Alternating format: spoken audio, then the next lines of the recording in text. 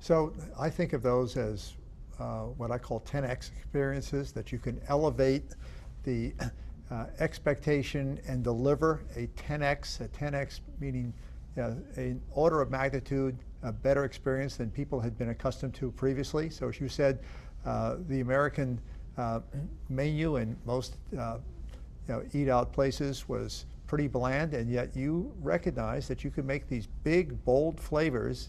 You could make the presentation of the food really exceptional, and you did a 10x improvement of the experience, and it worked. Yes. So how did you go from the early days, getting started, proving that you were right, to this huge network of Outback restaurants all over the world?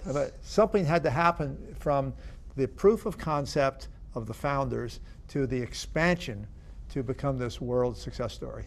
Yes. I mean, when I look back at that story, it even mystifies me a bit, John, as to how we came into, like, we have 100 restaurants in South Korea.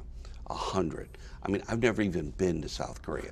I mean, the explosive growth that we've had and the ability to make it continue to happen day in, day out is great. I can look at a few things. When we first started out, my partners wanted to do 4 restaurants. That was our goal. We were going to do 4 restaurants. But for myself, 4 restaurants was not going to do the trick, because there was other things I wanted to do in my life besides just pay off my $250,000 loan. But as I look at that, I wanted to make the food so good that it would be such a compelling idea for us to grow. So here's what happened. We built 3 restaurants.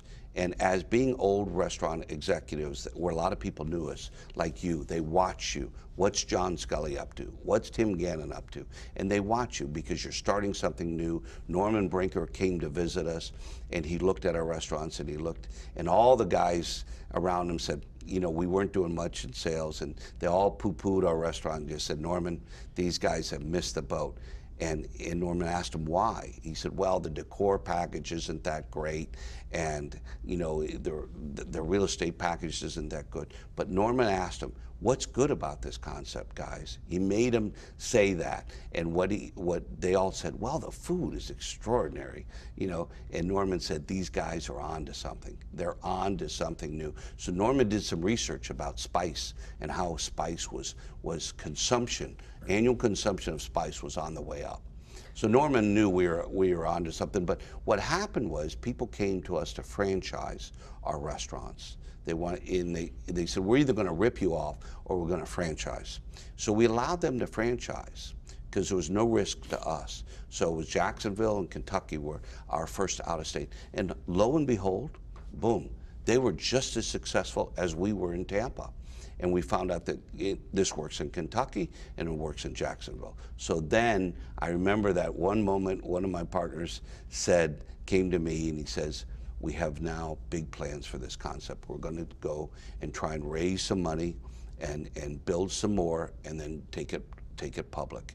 And this was in '92. Now, was this when Bain came in as an investor? No. Bain came in 2006 to take us private, so that we could navigate some very difficult waters as a private company. That was a very important move. But we went public in '92, and that's when liquidity became a non-issue. Up until then, it was really hard to borrow money. It was really hard to get. We sold 20% of our restaurant on a go-forward basis for $2 million. That was an incredible investment. And those investors, the venture capital guys, are thrilled to this day about that as being a milestone in their careers of their venture capital company.